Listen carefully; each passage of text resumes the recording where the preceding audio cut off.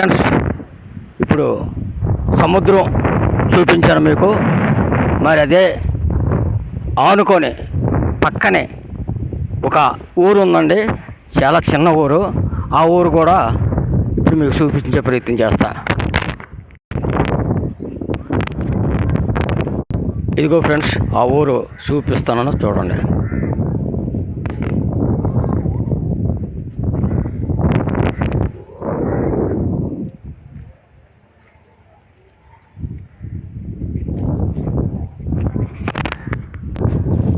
ఇదిగోండి ఊరు చూపిస్తాను, చూడండి.